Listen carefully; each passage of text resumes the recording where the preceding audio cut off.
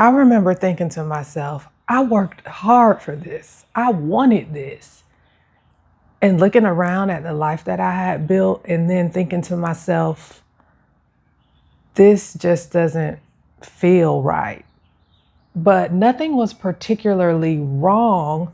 And I didn't tell anyone for that very reason, that I had built this life over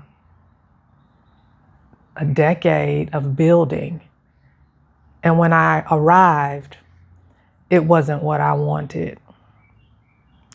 And that's what I want to talk about in today's video. The fact that I built the life that I wanted and walked away from it all. From the time I was about 7 years old, I can remember just thinking about the life that I wanted to build, my parents and grandparents instilling in me the value of education and going to college and working hard and doing all the things. And that's exactly what I did. Building the career, presenting in the world a certain way, and just all of the things like the fairy tale life. That's what I built. I went to college. I got not only a bachelor's degree, I got a master's degree. I moved up the career ladder. I was in a long-term relationship. We were living in a beautiful home. I was making over 6 figures, bonuses, vacations, like all of the things. A good girlfriend group, a good friend group. I had all of the things. Like if you wrote the life that I had built down on paper, I would have checked all the boxes. Like my family, my extended family, everyone was like proud of me. The job Erica has, the things that Erica's doing in life, like everyone was like clapping. And I wasn't clapping for myself because internally, something just felt off. And at the time, of course, I couldn't put my finger on it, but I just knew that this wasn't it. But in that same token, that kind of duality that I had to go between I was like, I have to be grateful. I should feel grateful for this life. Like nothing is really wrong per se. Life isn't bad. I should be grateful, but still internally something felt off in me, like wrestling with those internal feelings, And at the time, like for me, I didn't just sit with that feeling and like explore that feeling and reflect on that feeling and try to like really uncover what was there. I didn't do that. I just kept pushing on, kept climbing the ladder, kept doing the work, kept being available, kept executing, kept doing all of the things until ultimately I burnt out.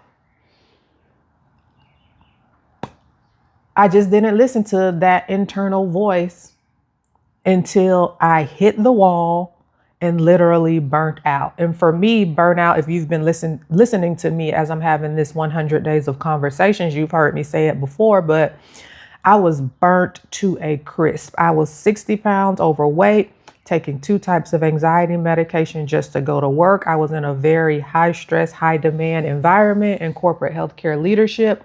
And I just did not look. I did not take the time to look internally and investigate that internal feeling that kept tapping me on my shoulder. And looking back, again, that feeling was there well before I burned out. Like just little nudges, like little taps on the shoulder. And I ignored it all because, again, looking around, I worked for this. I built this, I went to school for it. I climbed the ladder for it. I built relationships for it. And I was there. I had arrived, those feelings, that internal pull, that tug, that tap on the shoulder, it was there prior to I burnt out, but I just didn't listen to it.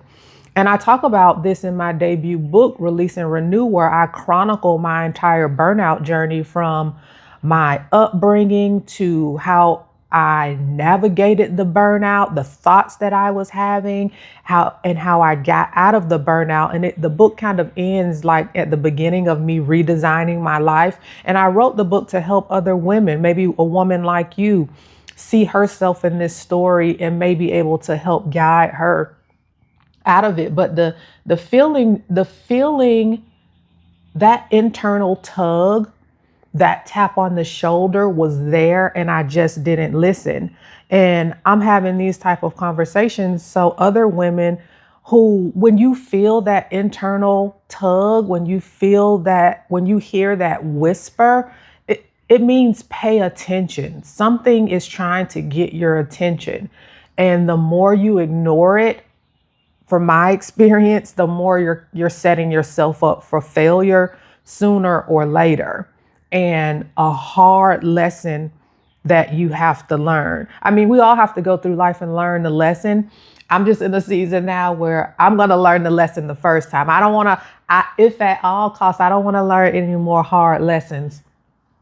And I don't want you to have to deal with what I did to realize when, something feels off.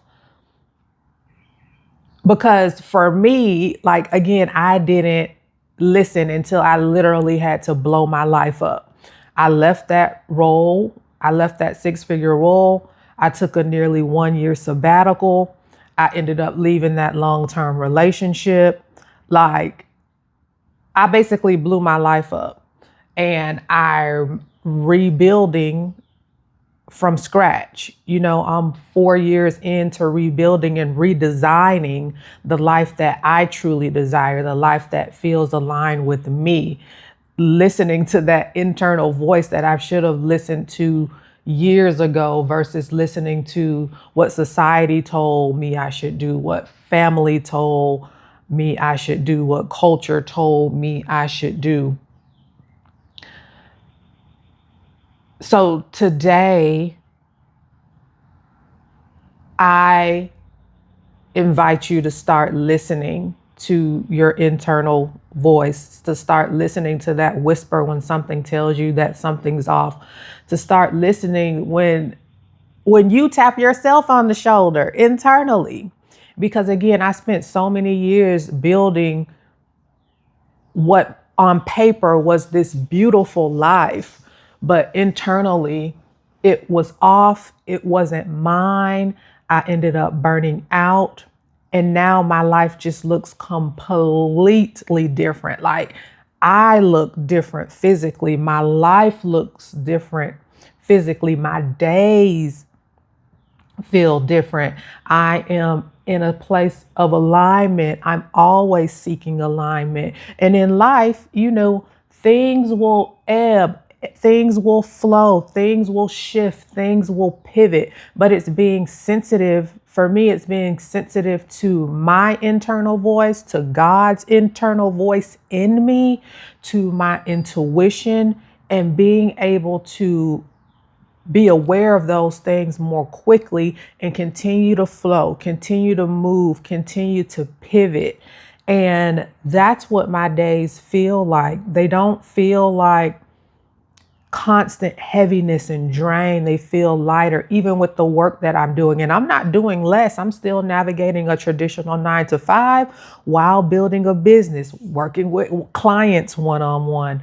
So it's not that I'm doing less, it's that I'm moving in alignment now. I'm moving in life in the way that I desire. I'm moving in a way where I'm moving in flow and not force.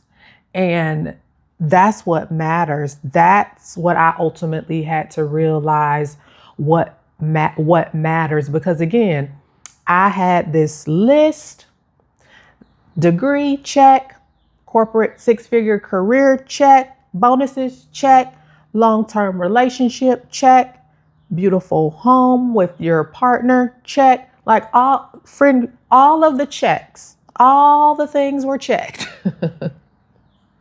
It equaled, beautiful life, but it did not feel that way. Because again, the things that I had built and created were on someone else's roadmap, someone else's game plan.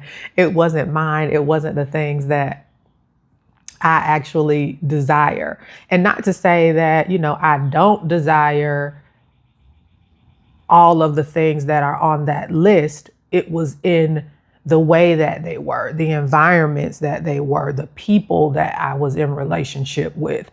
All those things, they matter. And I just wanted to share my story today with that, and just share with you that if you've been feeling that quiet, this isn't it, that internal tug, do not ignore that like I did. Do not ignore it. You don't have to wait until things start falling apart until you start paying attention to the things in your life. Again, I created what other people would consider a dream life, and I walked away from it, and I'm building something that feels more authentic to me, in alignment with me. And I feel really good about it. And I feel that I am pleased, and not only am I pleased, but God is pleased with how I am building in this season of my life. If any of this resonated with you, if you took anything away from this, let me know down in the comments. Give this video a like. If you haven't subscribed, go ahead, subscribe. And if you've missed any of the other conversations I've been having on this 100-day YouTube journey, I've linked the playlist down in the description box. I'm Erica Prevail, and I share daily conversations helping ambitious women rework their relationship with capacity, rest, ambition, and creativity. I'll talk to you tomorrow. Bye.